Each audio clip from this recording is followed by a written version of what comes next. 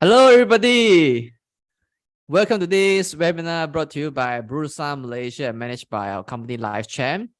Today, our topic is passive investing with Shariah-compliant ETF. So what exactly is ETF? Now, ETF stands for Exchange Traded Funds. So it's like a fund that is traded on an exchange that can give you diversified exposure to the assets that are in the fund. So if you want to learn how to have passive income through Shariah-compliant Exchange Traded Funds, this is a session for you to learn so.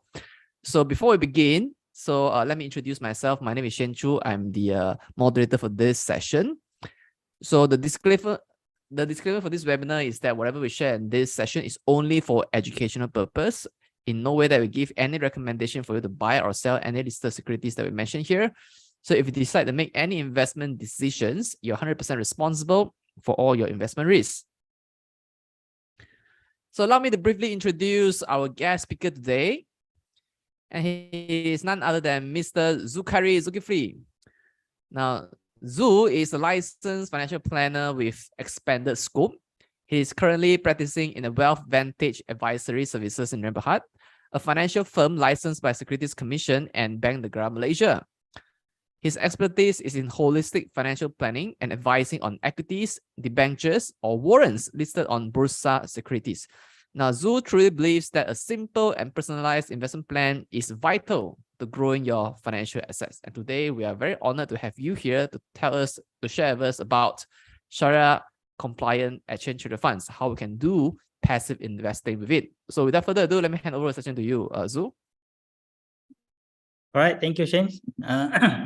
First of all, I'd like to thank Bursa Malaysia for giving me the opportunity to give a sharing tonight, and also LifeChamp for giving us a platform today. So let me share the screen first.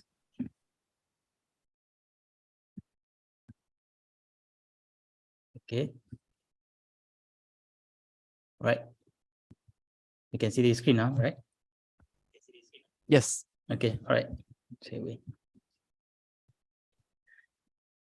Okay. Let me start. All right. Okay. Now, before we go further, I would like to inform all of you that the Shariah-compliant ETF is not a product that is exclusively for Muslim only, but it open to all regardless of their belief. Okay. If I remember back in 2019, I attended an international investment conference, and the investment team was all about Shariah-compliant. So one of the participants is an experienced lady. So I call him as an experienced lady lah. After the conference, she approached me and asked a question, probably a randomly selected. I was having a chit chat with my colleagues there and wearing a suit. So she approached me. She said, young man, I would like to know whether I'm able to invest in this Shariah product as I'm a non-Muslim. But I do like the criteria used in the selection method as it does align with my moral belief. So I answered her that when it comes to Shariah-compliant investment, everyone can invest in it. Okay, so yeah, you can also invest. And in fact, we do welcome everyone to invest in any Shariah-compliant product that is available in the market. Okay, the reason why I said so, because when there is more demand, there will be more supply in the future. So hopefully, more participants in this Shariah-compliant product, there will be more product features that will be available in the market in the future. Okay. Okay, so come back to our topic tonight. It is about one of the capital markets product known as Exchange Traded Fund. Okay. Now, when it comes to the definition as given by the Security Commission Malaysia SC, ETF is defined as a listed index tracking fund. So this fund is structured as a unit trust scheme. And the objective of this fund is to achieve the return that correspond to the performance of a particular index. Okay, that's the objective. So even though ETF is a unit trust, it is not like a traditional unit trust. Okay, it is also traded on a stock exchange. Meaning to say that if you have a trading account with any broker, you will be able to buy it in Bursa as you are buying any securities there. So ETF is passively managed, and the objective is to mirror, okay, the performance of its benchmark, and in this case, a particular market index. So every fund has their own benchmark that they try to mirror. So once the manager identify a particular market index, they will then decide whether to invest in all the constituent securities in that index. We call it as a full replication, or invest in a partial only.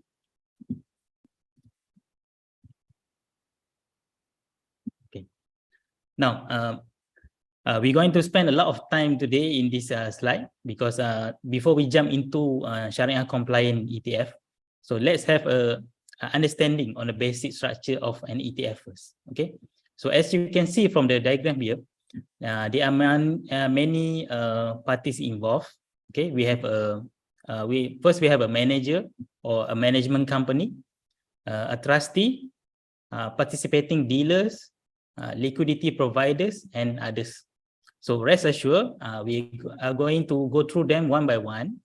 But for tonight, it will be at a high level only. Okay, otherwise, we need to have a dedicated workshop lah if we want to go a little bit further on any of this structure. Okay, now first is the manager.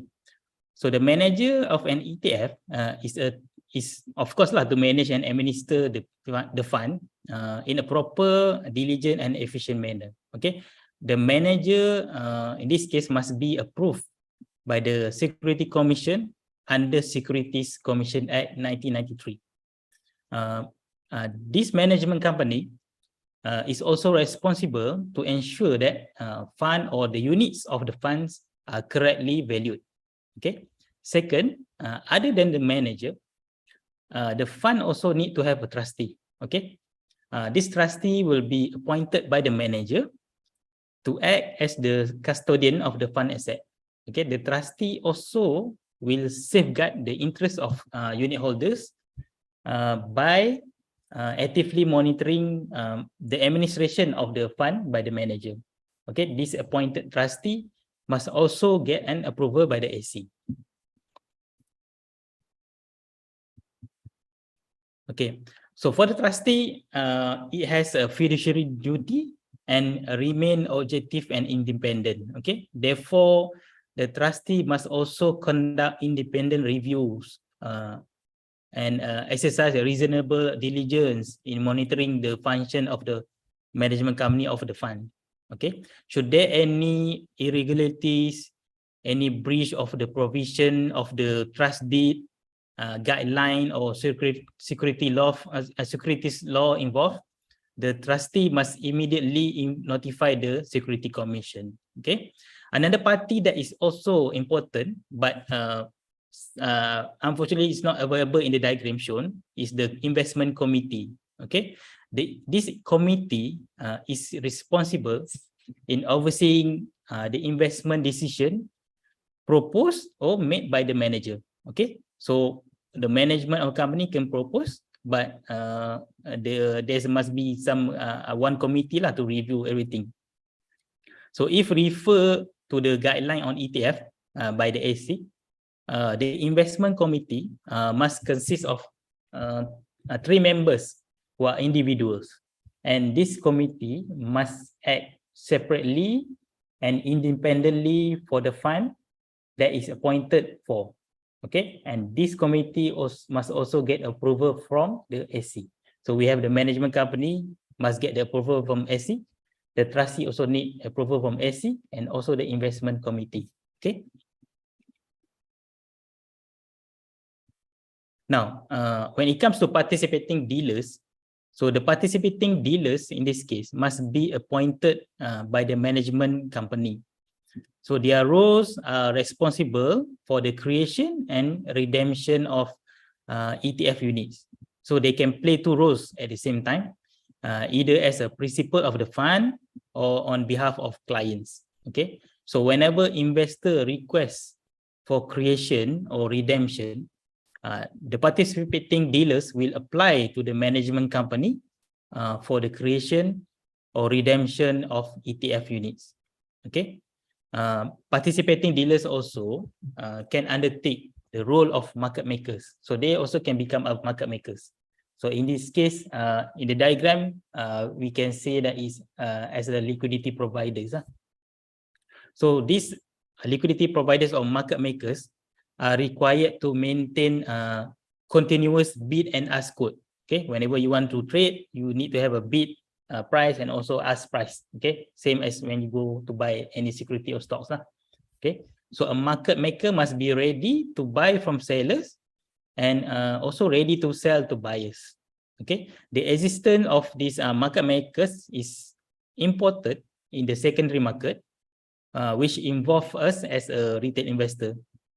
So because they provide liquidity in the market, and this contribute to the long-term growth of the market. So the main structure here, most of the structure, including manager, trustee, investment committee, participating dealers, and liquidity providers, okay, are quite related with the institutional investor.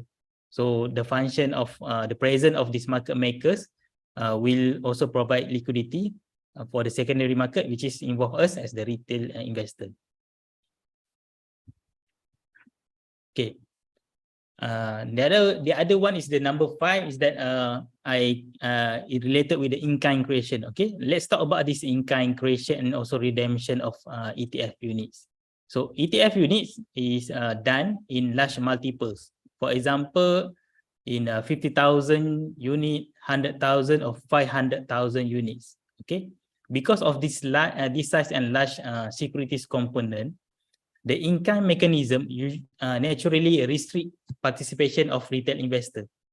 Okay, and most likely the institutional investor involved. Like I mentioned before, the main structure, normally because of the in-kind redemption and also creation, most probably we are unable to participate directly lah.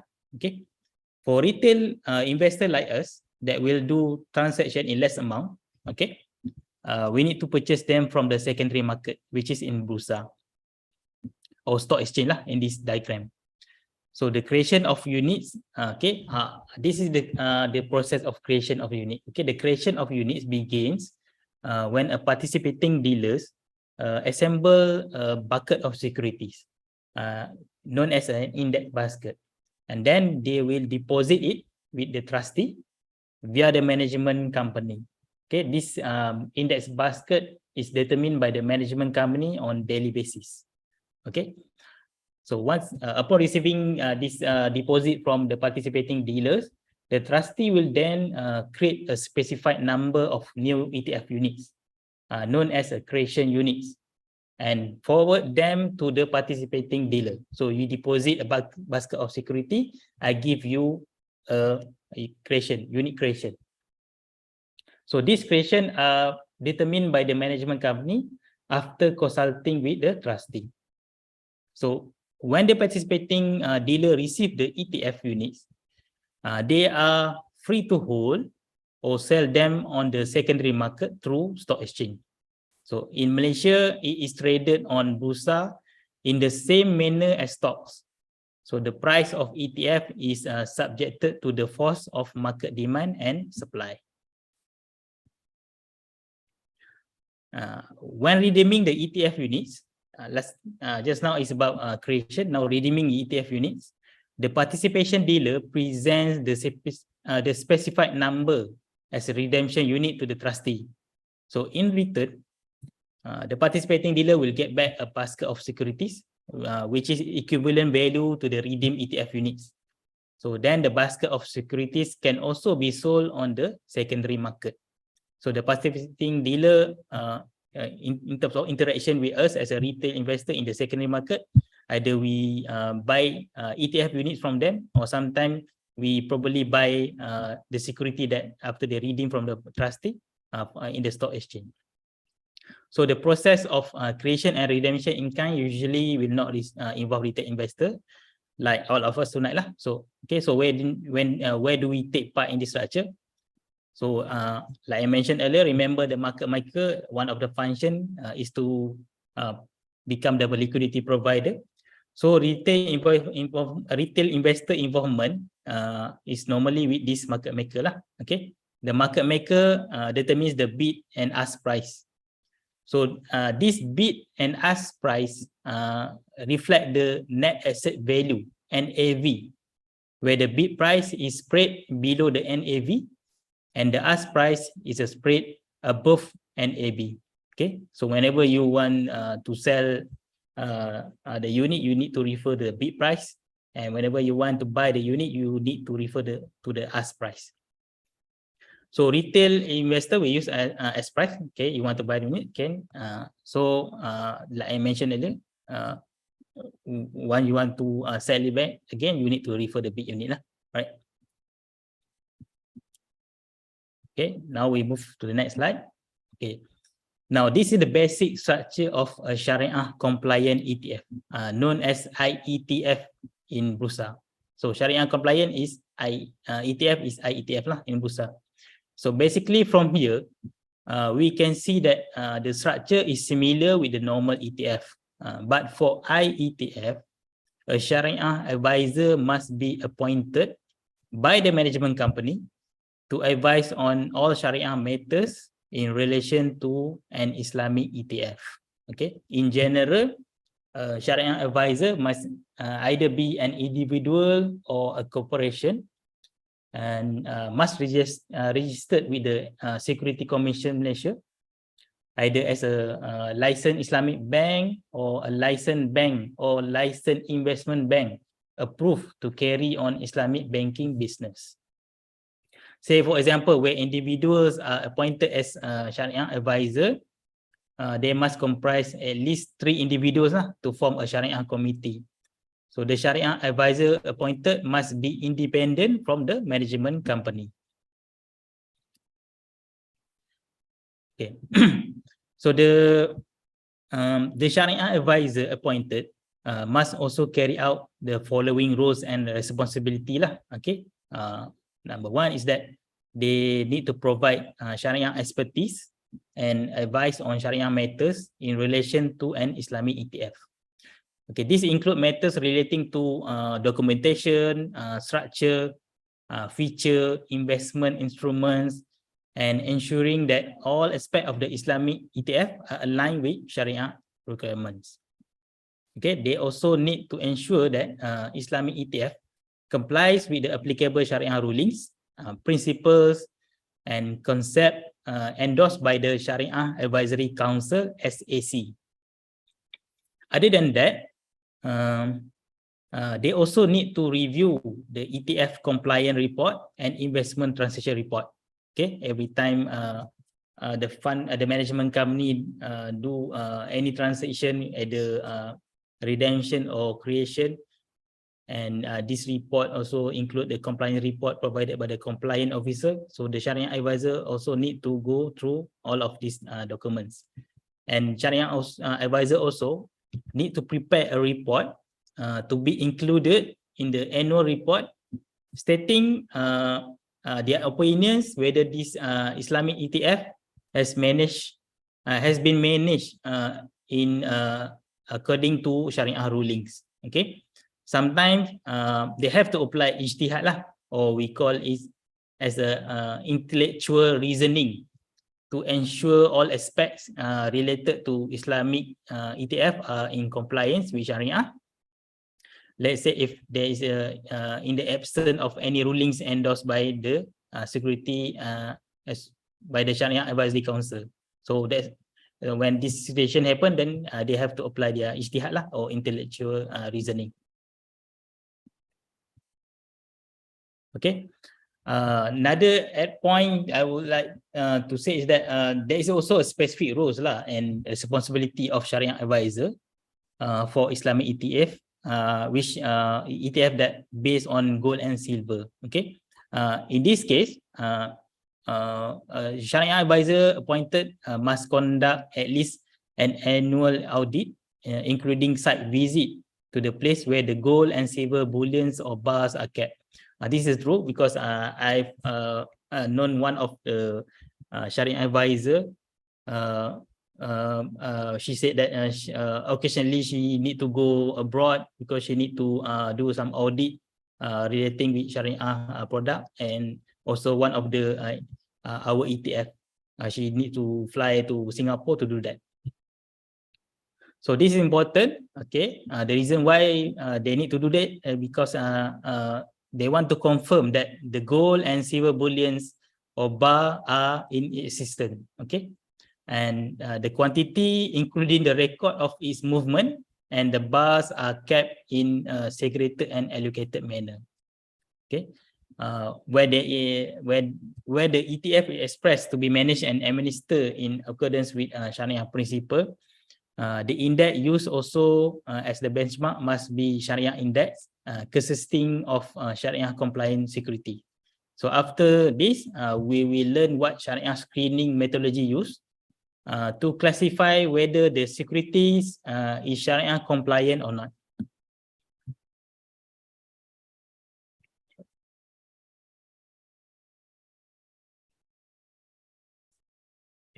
Now, when it comes to Sharia screening methodology, there are two types of screening being used. Number one is the quantitative screening.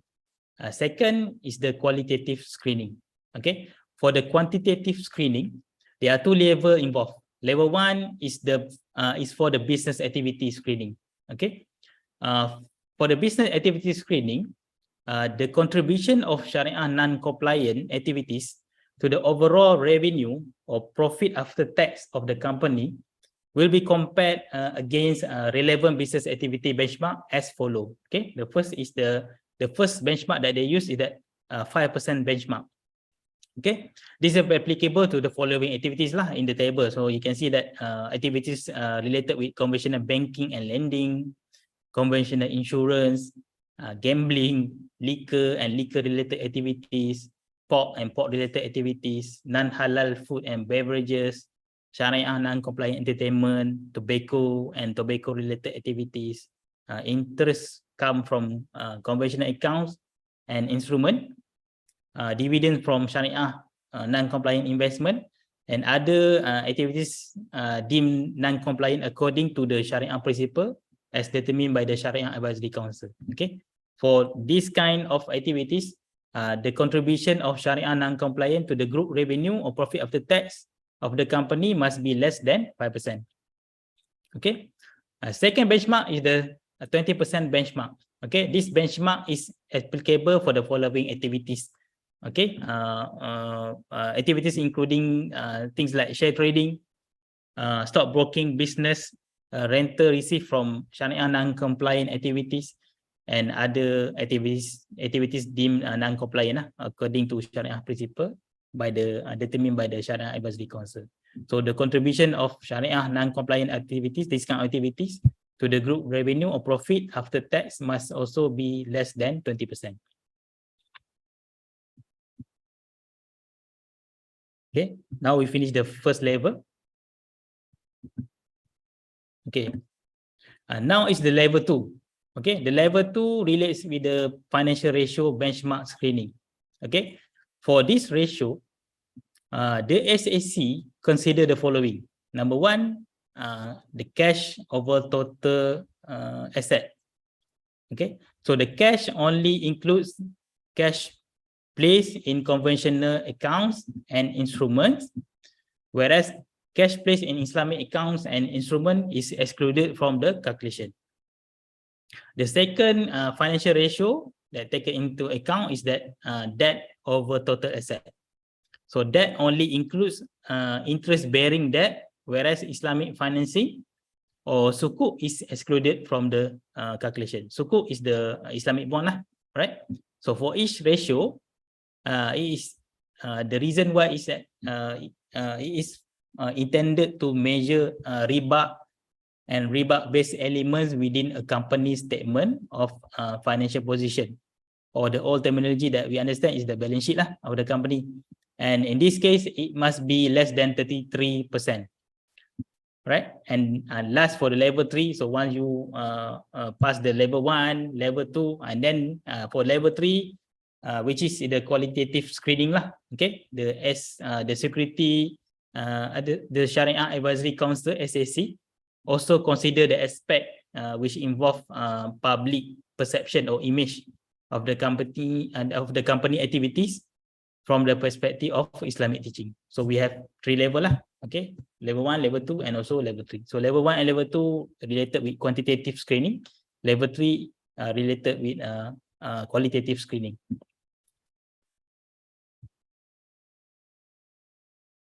Okay. So this is a list of IETF currently available in Malaysia. So currently there are 6 IETF, Islamic Shariah-compliant ETF, available for us as a retail investor in Malaysia. So 5 out of 6 are equity based. Only 1 ETF focus on commodity, which is gold lah. Okay, as of now, we don't have Islamic or Shariah-compliant ETF that focus on fixed income. Before this, we used to have one ETF focused on agriculture, but it's no longer available in Bursa. So the first IETF is my ETF Dow Jones Islamic Market Malaysia Titans 25. Okay, followed by my ETF MSCI Malaysian Islamic Dividend. Okay, these 2 IETF exposure is in Malaysia market. So the third IETF is my ETF MSCI Southeast Asia Islamic Dividend, which is focused on Southeast Asia region, followed by my ETF Dow Jones US Titans 50, which focus on US market. Then we have IETF focus on gold commodity, followed by the newest edition of IETF, which focus on China. So tonight, we are going to go through them one by one to understand each objective, strategy adopted, and also its exposure to different market sectors and geographical element as well. Now this is the latest fact sheet that I download from the management company website. Okay, the first is the my ETF Dow Jones Islamic Market Malaysia Titans 25. So this is the first IETF available in Sharia in Bursa. So the first Sharia compliant ETF is this one. Okay, it was launched in 2008. So the manager is IVCAP Management Sdn Bhd. Remember, we just now we studied about the management company. So in this case, it's IVCAP Management Sdn Bhd. Okay, and the fund objective is to track the benchmark of Dow Jones Islamic Market Titans 25 Index. Okay, so this index consists of 25 largest Sharia compliant securities of companies listed in Bursa. So you can expect the constituents will consist of large cap, probably with market cap 2 billion and above. Okay, from the top 10 holdings, let me show it. Okay, all right, here. So from the top 10 holdings, we are quite familiar with the securities and their businesses. Okay, for example, you can see that there's a Macy's Berhad, DG.com Berhad, something related with telecommunication. I'm sure many of us are user of these 2 companies. And Sandabi Plantation, KL Kepong, II Corporation normally involved in plantation, IHH healthcare industry, what else? Petronas Gas, okay, energy, and also Petronas Chemical lah, okay, and also Dialog Group Berhad involved in also in oil and gas or energy sector, okay. So from here, we can understand most of them has already reached a mature stage in terms of business cycle. So due to this nature, the growth will be slightly lower. Therefore, the surplus of profit will be distributed as dividend to the shareholders, and the percentage of dividend yield will be higher compared to a growth company. So in terms of sector allocation, in my opinion, for this ETF, I would say it's quite balanced and concentrate on defensive sectors such as utilities, consumer products and services, and also healthcare. So since it's focused on large cap, there is also a presence of concentration risk. Okay, based on the nature of this fund, you can expect to gain return through capital gain and cash flow via income distribution. In this case, the income distribution is semi-annual and subjected to discretion of the manager, right?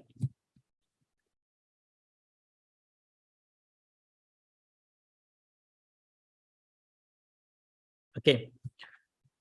Second is the MyETF MSCI Malaysia Islamic Dividend. Okay, it was launched in 2014.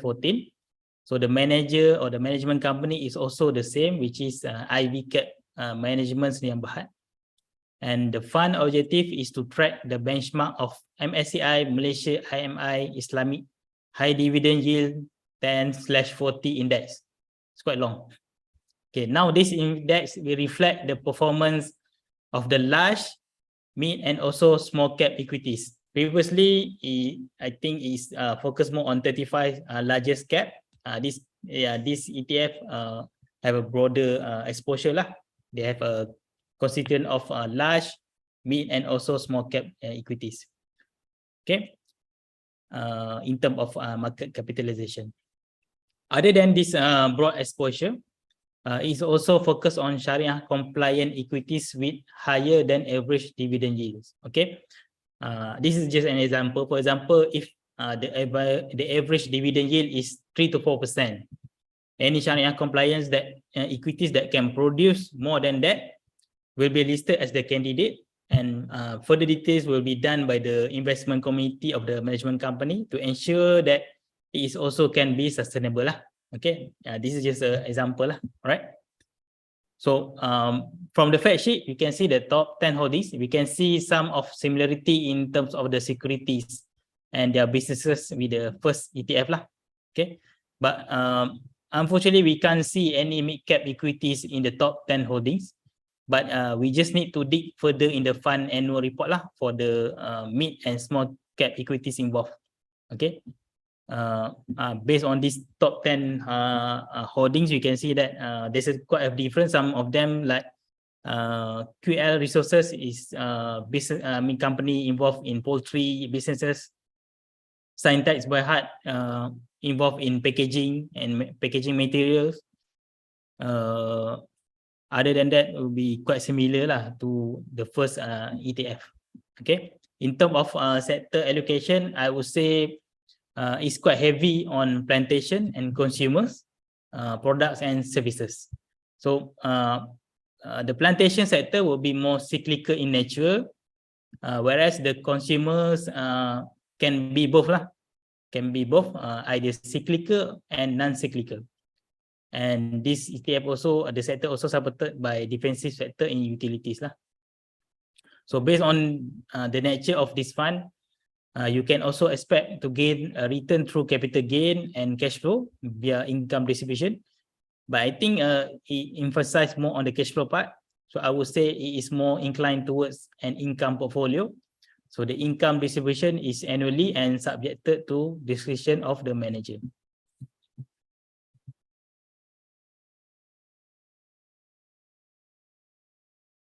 Okay, the third ETF is MyETF MSCI South Asia Islamic Dividend. Okay, it was launched in 2015. The manager is also the same, which is IVCAP Management Sdn Bhd. And the fund objective is to track the benchmark of MSCI Asian IMI Islamic High Dividend Yield 10/40 Index. It's quite long also. Okay, the fund objective is to get the dividend yield opportunity within Southeast Asia. Okay. Now the reference index will reflect the performance up to 34 Shariah compliant companies listed on the stock exchange in Southeast Asia across 4 emerging markets countries and 1 developed market country. In this case, the developed market country referring to Singapore. Okay, this benchmark index is targeting those equities with dividend yields that are at least 30% higher than those constituents in the parent index. If you go and search on the parent index, I think the constituents is almost 400 something. But in this case, this particular fund, they have so-called of derivation of index. They focus on 34 Sharia compliance company across the Southeast Asia regions. Okay, from the top 10 holdings here, we can see that most of the companies come from Malaysia and Thailand, followed by Indonesia. So the biggest allocation will come from a defensive sector, which is consumer staples. So meaning that it leaning toward non-cyclical stocks. Okay, based on the nature of this fund, you can also expect to gain return through capital gain and cash flow through income distribution. But I think it's also emphasized more on the cash flow part. Okay, again, I would say that it's more inclined towards income portfolio. And also the income distribution is annually, same like the previous dividend target local IETF, and also is subjected to discretion of the manager.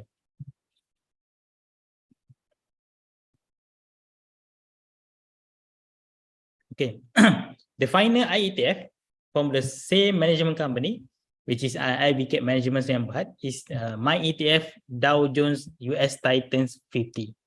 It was launched in 2018, and the fund objective is to track the performance of 51 largest Sharia compliant company listed in US based listed in US, and the benchmark used is based on benchmark index that maintained and published by S&P Dow Jones indices.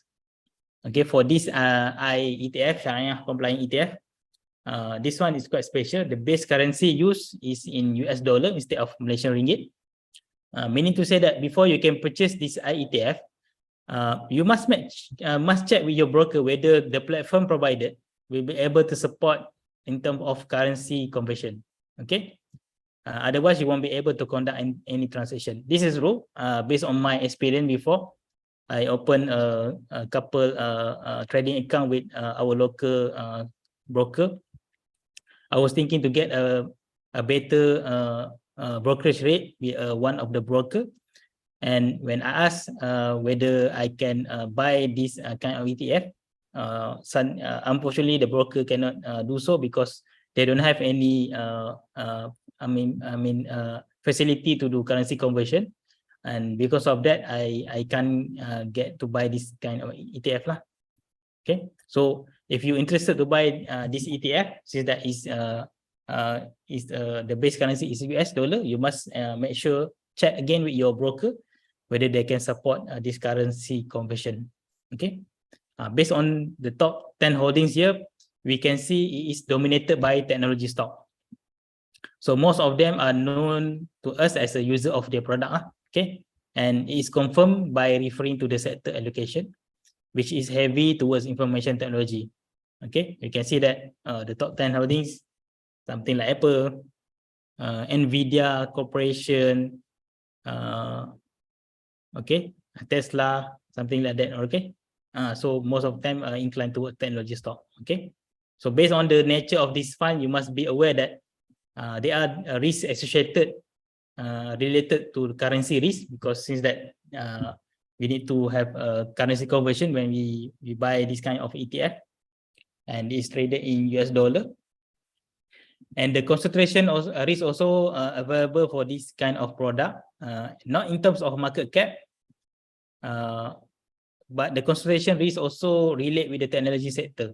Okay, so technology sector is considered as a growth sector, which I could say prosperous during the pandemic cycle before, due to large adoption and demand in this sector lah. Okay, since that when the pandemic happens, we have a significant rise in terms of adoption in IoT lah, Internet of Things suddenly, and this benefit a lot of the company in this sector, in technology sector.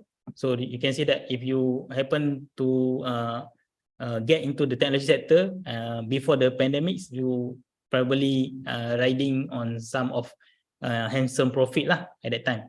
Okay, but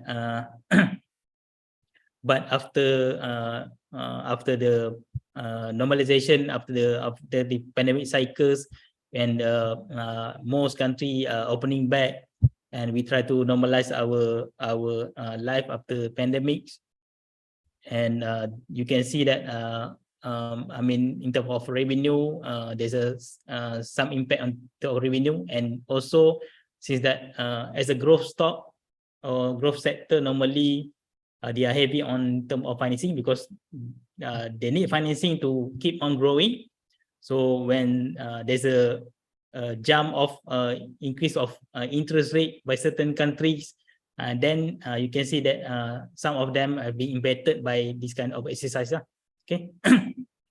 For this fund, I would say that you can expect to gain return through capital gain due to large exposure in technology, because technology will support more growth in terms of your portfolio more, and towards towards an income distribution lah. Okay, so if you target to grow your portfolio, the technology sector is one of that, but you must understand there's also risk associated with this kind of sector.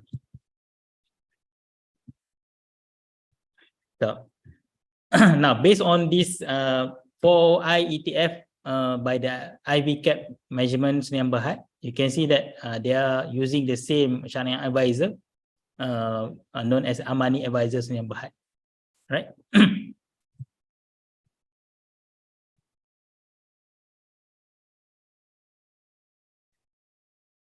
Okay, the fifth Islamic Shariah-compliant ETF is the Malaysia first Shariah-compliant commodity ETF. It was launched in 2017.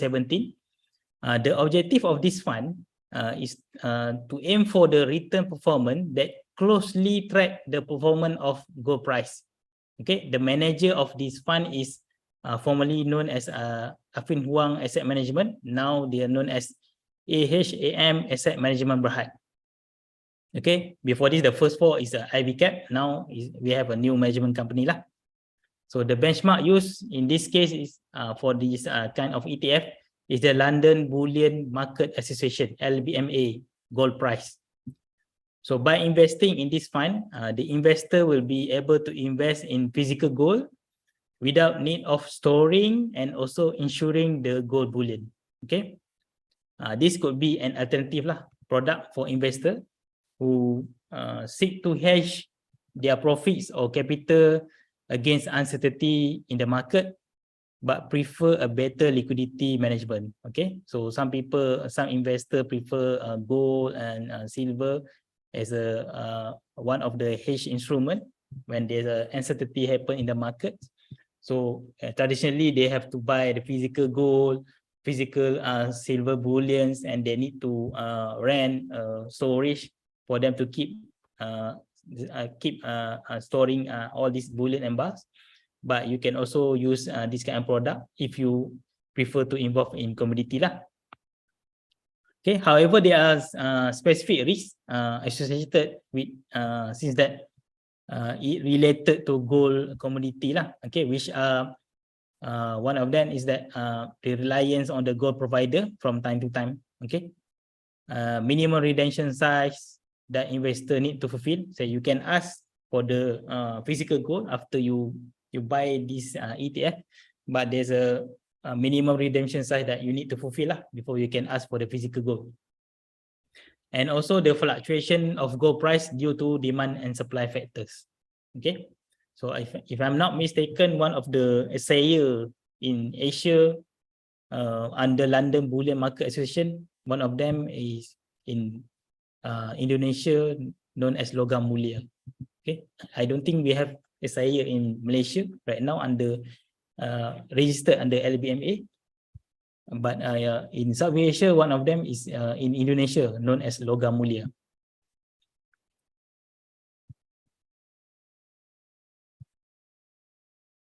Okay, the final Islamic ETF is the newest edition. Okay, launched in 2021. Is the VP-DJ Shariah China A-Shares 100. Okay, the benchmark used for this ETF is Dow Jones Islamic Market China A-Shares 100 Index. So the manager is Value Partners Asset Management Malaysia Siang Berhad. So this is the third management company for Islamic Shariah-compliant ETF. So VP is the Value Partners, DJ is the Dow Jones. Okay. So what is China A shares? Okay. A shares are shares of companies based in mainland China that are listed on either the Shanghai or Shenzhen Stock Exchange. Okay. Historically, these China A shares were only available for purchase by mainland citizens due to China restriction on foreign investment. However, since, if I'm not mistaken, since 2003, select foreign institutions have been able, foreign institutions have been able to purchase these shares through the qualified foreign institutional investor. They call it as QFII system. So using this license, the foreign investor can buy and sell on mainland China Stock Exchange. Okay, A share also known as those domestic shares because they use the Chinese RMB for valuation. Now, from the top 10 holdings, we can see most of the companies are major or leading companies in their sectors. Okay, for example, Contemporary Empress Technology Company Limited. So is the largest and most advanced electrical vehicle EV battery provider globally and is a supplier to many top-tier automakers such as Tesla and Toyota. The other one is BYD Company Limited, one of the top EV manufacturers in China. Then China Yangtze Power Company Limited, so the largest hydropower company in China. Shenzhen Midray Biomedical Electronics Company Limited, among the largest and best-known medical equipment companies. Longji Green Energy Technologies Company Limited, supply solar energy product both locally and abroad, and also as one of the largest world-leading solar equipment producer. Then what we have here, Foshan Haitian Flavoring and Food Company Limited, one of the best-selling soy sauce in China, and also is one of the largest manufacturers of seasoning in the country. Okay, and then so on and so forth we can read from the fact sheet. Okay, so most of them are major or leading companies in their sectors Okay, so with this information of this IETF, so investor, if you want to get involved in this kind of ETF, you must be aware on some specific risks associated with this product. One of them is that risk investing in People's Republic of China. Okay, so China recently uplift their zero policy, zero COVID policy, and then but you remember that before pandemic they are still in trade war with US. Okay, so there's some risk still available there even though they start opening up their economy. And also the risk also involve Stock Connect, which is the QFII system that I mentioned earlier. Country risk and the China renminbi currency risk, concentration risk, because you can see that most of the company is the largest cap company, and also the minimum redemption size mentioned by the mentioned by the management company Okay.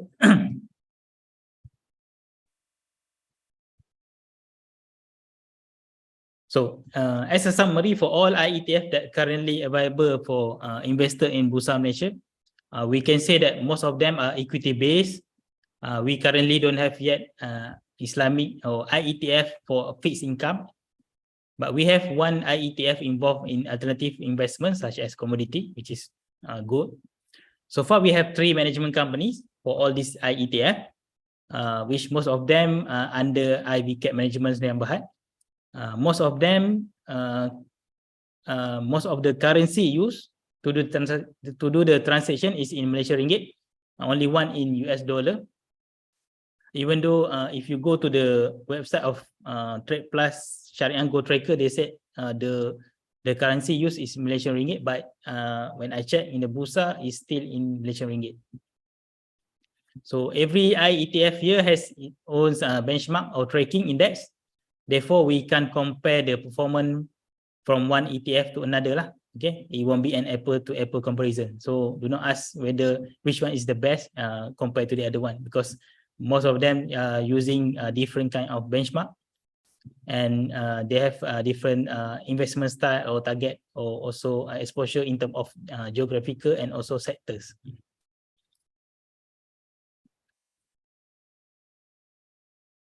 Okay, based on this world map, the geographical exposure of IETF in Malaysia, I can say it covers equities in Asian region. We have two IETF for local Malaysia exposure, one IETF on regional level, which is in Southeast Asia, and one in mainland China. So in terms of other region in the world, we have one IETF focused on US market, but we have yet to have IETF that focus on a global or world, Europe, Japan, Asia excluding Japan, or Asia Pacific excluding Japan. Okay, so I mean to say that there's a Shariah-compliant ETF there in other stock exchange, but not in Malaysia lah. So probably if this kind of situation, if the investor would like to have a diversified passive investing portfolio, let's say you want to create a passive portfolio using all Shariah-compliant ETF. Okay, so they will need to open a cross-border trading account lah, whether with local broker or global reg account with asset management company to do so. So by using this type of accounts, they can combine the IETF in Bursa and other Shariah-compliant ETF focus on equities. Some of the Shariah-compliant available in, if not mistaken, in US market. They also want Shariah-compliant focus on fixed income, and also commodity. There's also Shariah-compliant index. Sorry, Shariah-compliant ETF focus on REITs. But all of them, most of them, you can find it in the foreign stock exchange lah, right?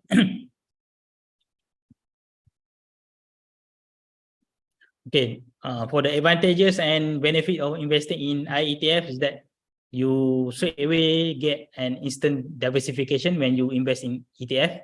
The reason is because ETF consists, like I mentioned in the earlier of this presentation and sharing, the reason is because it consists of a basket of securities. So you will straight away have an exposure to various market indices, sectors, countries, or geographic regions and investment style. So this is an advantage for retail investor who want to start small due to limited capital.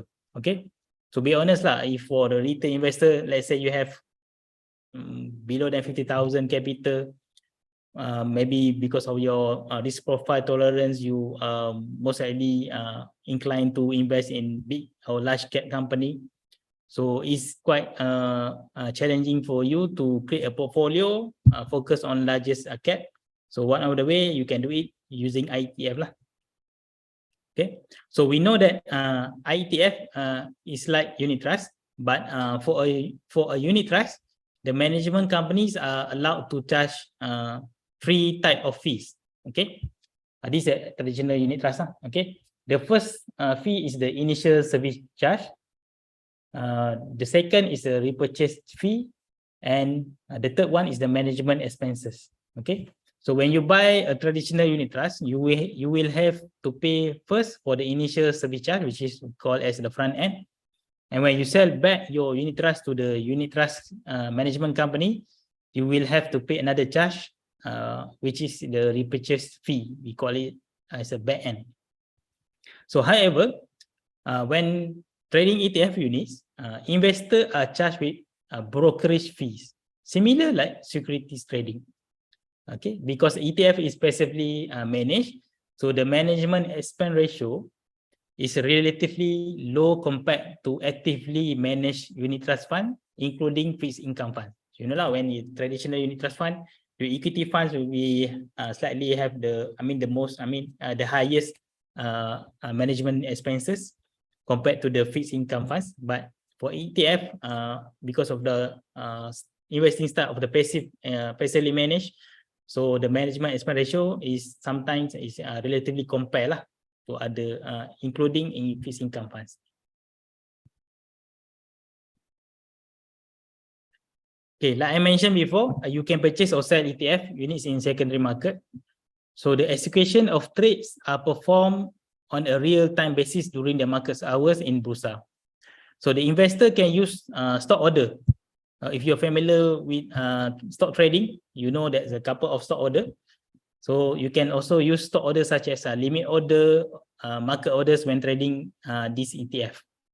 Okay, this feature allows investor a trading flexibility when compared to investing in a normal unit trust. Okay, in terms of the pricing, the management company is responsible for the disclosure of the we call as a indicative optimum portfolio value, or IOPV. Okay, so this IOPV is an estimated net asset value, or NAV, of the portfolio securities of the funds on a daily basis. So the management need to disclose this IOPV on daily basis. Okay, so the retail investor can go to Bursa website and refer to this IOPV. Okay, I found it it's better to use Bursa Marketplace website when you want to refer this kind of IOPV. So let's say you want to refer IOPV for all these 6 ETF, you can go to Bursa Marketplace to get the reference on this IOPV. Okay, so once you go to this Bursa website, you can use it to compare against traded price of the ETF units. Okay, so for you to determine whether they are over or under price. So the IOPV as an indicator, so you compare it against the bid and ask price, you can know whether it's the over or under price.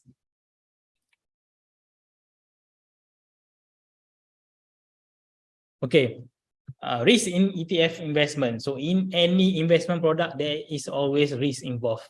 Okay, you cannot avoid it, but you can try to manage the exposure. So investing in ETF also expose the investor to various type of risk, including the first is number one, the market risk.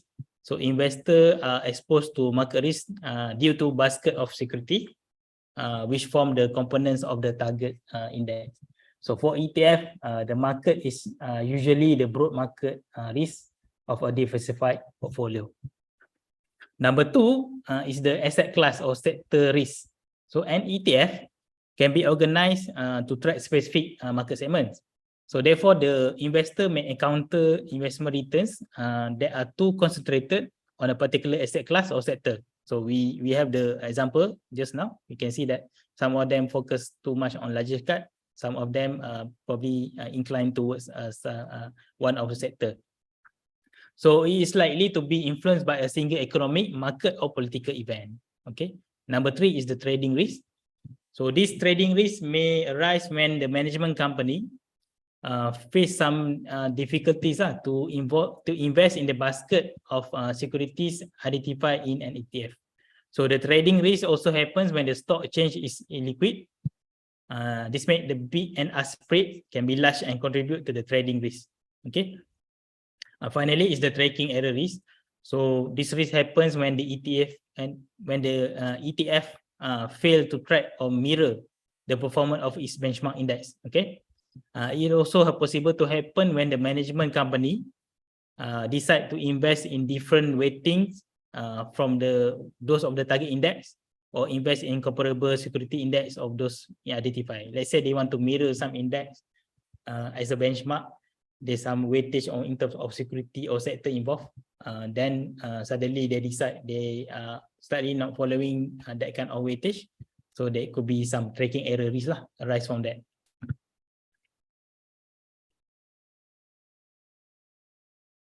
Okay, so the table here provide the comparison of ETF with an open-ended unit trust fund. So in terms of creation and redemption of units, ETF done in kind, okay, whereas for unit trusts are done in cash. As for the trading channels, ETF are listed and traded on an exchange. stock exchange. Investor can invest in ETF using the same trading platform as the security markets. So you can use the same trading account to buy the stock and also to buy ETF. So in the other hand, unit trust funds are not listed on exchange.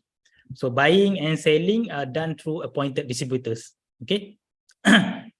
So for pricing transparency, the net asset value of ETF is calculated at the market close. However, the management company must calculate the IOPV on a regular basis within a day and share the value on a real-time or near real-time basis.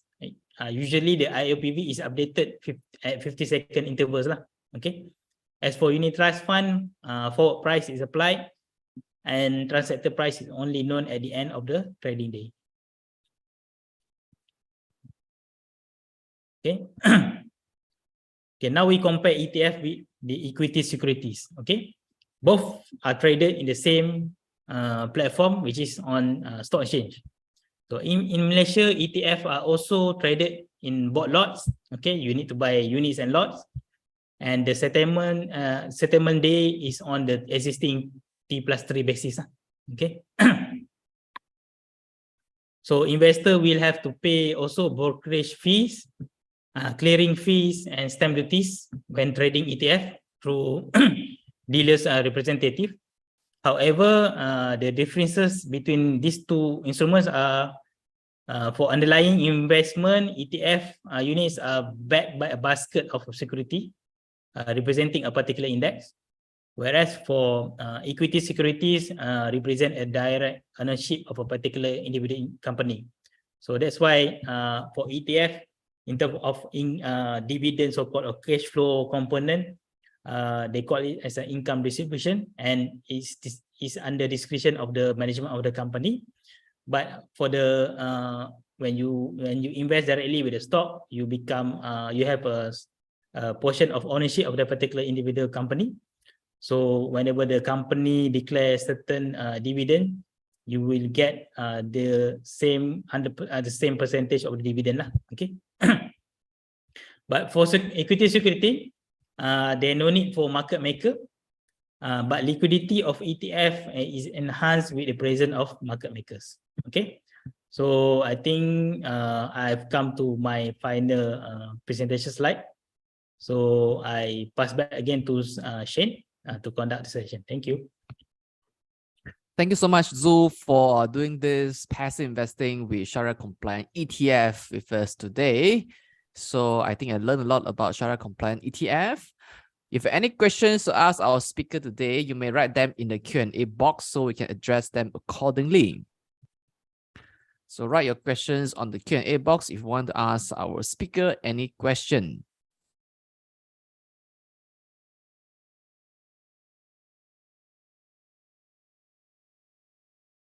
All right, so the first question on my panel is that what is the management fee charge in general for the Shariah-compliant ETF? Okay, thanks. So for management fee, if you can see that I can share a couple of from the fact sheet. I mean, it's not directly charged to you, but it's already embedded in the net asset value. Okay. So probably you can see that it's around 0.4% for these US Titans. Islamic dividend here is 0.65%. Most of in the range of 0.4 to 0.65 lah. Okay, that's the management fee lah. So, but you are not paying them directly. It's already embedded in the NAV. So you just buying the unit straight away from based on us and bid price in the stock exchange codes. Okay, so it means that every day the net asset value will reflect the net asset value after deducting the management fee on a daily basis. Yeah. So you're paying a really tiny fraction of management fee every single day. So for the next question by Suntari Lingam, is the dividends taxable? Okay, for ETF, similar with income distribution. I mean, we call it income distribution lah. It's not taxable. Okay, you will receive directly into your account lah. Similar like dividend received from the when you're buying direct shares. Yep. The next question is by Nur Shafika. How should I treat the Sharia non-compliant ETF that I currently hold? Okay. And also the return from the disposal of this Sharia non-compliance ETF. Okay. So basically this is I mean, I'm not in the authority to answer it, but there's a guidelines provided by the Sharia Advisory Council. They have given some guidelines for us for this kind of situations. Let's say if you whenever you happen to buy a Sharia compliant and then suddenly become Sharia non-compliance, let's say if it become non-compliance, dividend received from during the period, you cannot keep it, you need to do cleansing. Then if you want to sell it, if you are currently at a loss, you are allowed to hold it until you get the break even. So and then if you happen to have I mean a profit during the non-compliance period, you cannot use you cannot keep it, you need to do also the cleanings. Okay, but you can read in the guideline lah, given by the Sharia Advisory Council, but I just give a high level information of that lah. Okay, thanks Zul. The next question is by Adam. What is the best strategies in investing in exchange traded funds? Okay, in terms of strategy, the first thing that you need to understand is that what is your risk profile tolerance actually. Okay, so let's say you need to have your investment plan first. From there, you need to create your, we call as the, from my practical side, we call as the investment policy statement lah. Okay, and then for since that ETF is the passively managed, so number one is that you don't have to do any market timings.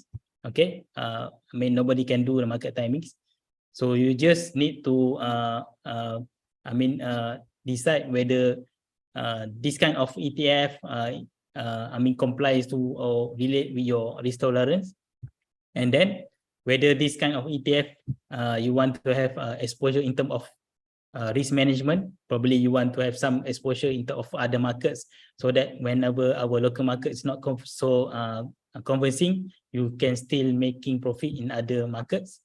And in terms of capital deployment, I would say that you still need to have to do some, we call as a dollar cost averaging, because put it the way that since that it's not timing the market, it just follow all the benchmark or the index, and okay, sometimes it goes down, sometimes it goes up. So probably one of the best is with using the DCA lah, right? Okay, dollar cost averaging. Okay, so the follow-up question by No Shafika is, how should I treat the non-compliance investment that I currently hold? Like I mentioned before, we need to determine the period of when you acquire that stocks lah. Okay, so you need to measure. So every year they will release 2 times, once in May and once in November, whether this kind of stock become Sharia compliant or Sharia non-compliant. So you need to measure from the time, go back to your transaction history. You need to measure when is the time that you purchase the stock, whether it's fall under certain period or timeline of non-compliance or compliance. So from there you can decide lah whether you want to, I mean, certain profit you can keep and certain profit you cannot keep. Okay. So the next question is, can we build a global portfolio with Shariah-compliant ETF that consists of equities, fixed income? You know, is there a way? Yeah. So Mr. Lim here asked, yes, we can do it. I mean, a combination of Shariah-compliant ETF. But like I mentioned before, if you want to use everything in IETF, you cannot do so. That means you need to open a cross-border account. You can find another Shariah-compliant ETF, either in US stock exchange and also in London stock exchange. And from I think there's a couple of Shariah-compliant index compliant ETF also available in US stock exchange, focus on equities, fixed income, which is in Sukuk lah, and also REITs and also commodity. Other things that you can use REIT account lah. For me, I'm using REIT account lah to buy all these global Shariah-compliant ETF in other country. Yeah, it seems that we have ETF that give us exposure to Southeast Asia, America, China, and also commodity lah, except don't have a fixed income. I think we have a fixed income ETF that's listed, but that's not non-Shariah compliant. Yeah, correct. Okay, but for the IETF, yeah, we have US, China, and gold at the moment, and also Southeast Asia.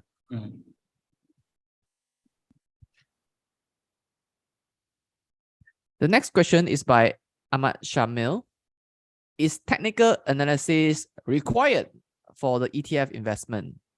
Oh, from my experience, there is no need for that because it's a simple investing approach. You just need to focus on asset allocation or risk management only. Okay, you don't need to do any technical analysis to timing when to buy the ETF units or what. So one of the simplest way is that you go to the Bursa marketplace, you go to all these 6 ETF, look after the IOPV, and then compare it against what the trading price there, bid and ask. Okay, is whether it's overvalue or undervalue. So then after that, you use DCA lah to deploy your capital. Okay. So Zul, under what circumstances should we sell or dispose of our ETF?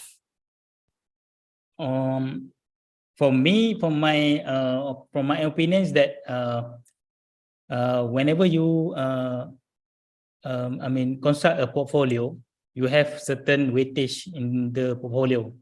So let's say this is example lah. Let's say 30% in US market, 20% in local market, either focus on large cap or combination of all these 3 large, middle, and small cap. 20% in Southeast Asia, maybe another 20% in China. So whenever things that I think the one of the adoption strategy that you can use is that whenever there's the weightage is moving away from the original state, so you need to realign it back to the original state. Then that's the decision when you can start selling your ETF and move to another ETF, or otherwise you can keep it under instruments first, waiting for another opportunity lah. All right. So how frequent can we receive the dividends from the ETFs? It depends on the fund that you purchase lah. Okay, some of them give an annual income distribution, some of them give semi-annually, but maybe some of them if they focus on term of growth, then there's no dividend declared lah. But all of these are under discretion of the management company. Yeah, like for example, Trade Plus Gold ETF may not give you a dividend. Yeah, no dividend. Yeah. Yeah, so it depends on them. So do we receive the cash in dividend, or is increment in the net NAV? For this ETF, you receive the cash in our CDS account. In our trading account. All right. Now, I noticed that there are some ETF that are foreign based. I mean, the underlying is the constituent stocks are foreign based. For example, the American ETF, right? How does the ETF that tracks the US market move in the market when the American market is not open yet? If I'm not mistaken, if during, I our trading day, I seldomly saw any movement of that lah. But probably in the night, we can see some changes there. But if you're referring to the ETF that mentioned that track the US market, normally I'm not very sure about that. But I have experience buying US ETF directly from the US stock exchange. Normally we can see that the tracking quite similar or mirror in terms of the benchmark during their day trading lah, in terms of that. Okay, thank you so much, Zul. So if you have any more questions to ask our speaker today, please write them in the Q&A box. So what are some pointers that you can give to us today to help us to become a better ETF investor? Okay, I can say that the first thing that you need to do is that if you don't have any advisor or financial planner working with you, you should be start engage with one of them. This is to ensure that you can get second opinion for you to build your own investment portfolio. Because normally when you deal with this professional, normally they come up with so-called of investment plan for you. But in this case of my practice, normally I will help my client to build we call as a investment policy statement lah. So investment policy statement is like a manifesto that we're going to refer from time to time on the objective of our investment and what is our risk tolerance, how much capital that we're going to use for this kind of investment, either we are using our investable asset or are we using so-called of inheritance asset, something like that.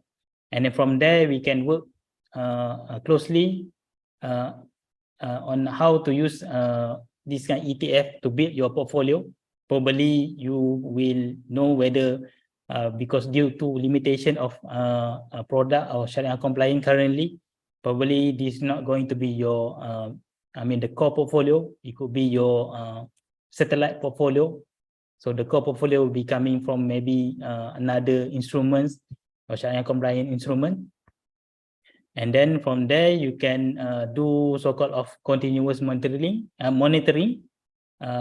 But most of the time, I think you should emphasize in terms of asset allocation and also portfolio rebalancing to make sure that there's always a risk management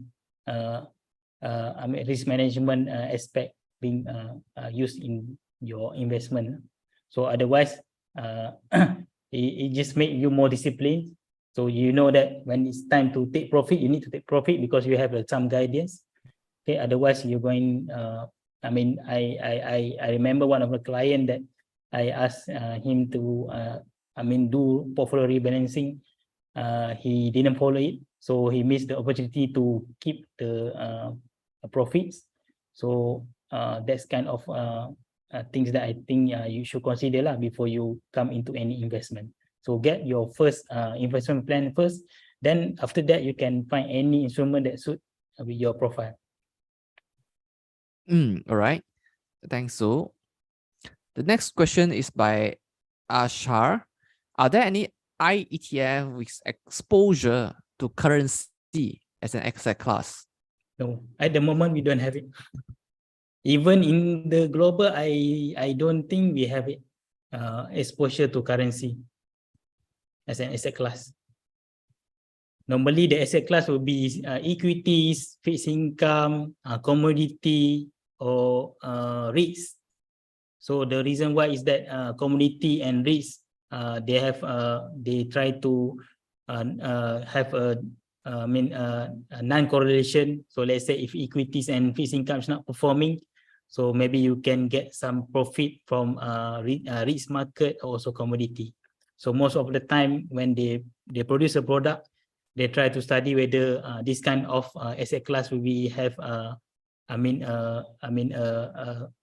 normal correlation or a different correlation, so that they can manage the risk better lah. But in terms of currency, I don't think we have it. Yep. yeah, I think currency is more like a relative strength between two countries' economies. Yeah, so it is not easy to do that. So if I may add on some minor correction to the questions that ask about the US base, sorry, the ETF that tracks the US underlying, is that the ETF that tracks the US underlying, they are listed on Bursa Malaysia. They actually tracks the S&P futures, I mean the futures, because the American futures market move like almost 24 hours a day. So even though the equities market is closed, the futures market is still open. So the ETF tracks the American futures market that is still moving during the Asian time zone. Yep. So the next question would be, how would an investor hedge the foreign currency exposure if they invest in ETF with foreign stocks? How would investor in foreign currency exposure if they yeah, probably you need to do it in their base currency lah. That's one of the thing. Okay, in terms of that, if let's say you want to buy the ETF that in different currency, there's a currency risk associated there.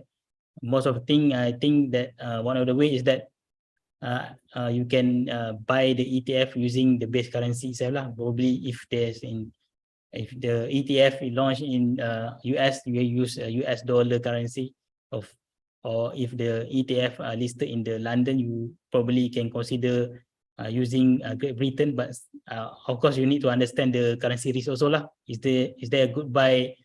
Is there should be, I mean, for the time being, do you need to buy in the Great Britain now or what? Something like that lah. Okay. All right. So looks like we have addressed all questions on my panel today. So of course, if you have more questions, you can keep it coming. So in the meantime, let me go to my slide. Oh yes, there's one more question coming. Oh no, just thanks so much, Zhu, for the sharing. Tuan Zhu, okay, it's from Ashra. So with that, we would like to conclude the session today. Thank you so much, Zhu, for staying up with us until almost 10 o'clock to conduct this session, Passive Investing with Shariah-compliant ETF. I'm sure all of you here have learned enormous value from Zhu today about Shariah-compliant ETF. So we want to thank Zhu for spending his time here with us today. All right, thanks, Shane.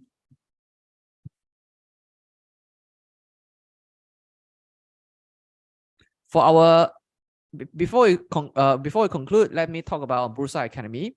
Now, Bursa Academy is a comprehensive one-stop e-learning platform that aims to provide you with a continuous and holistic learning journey.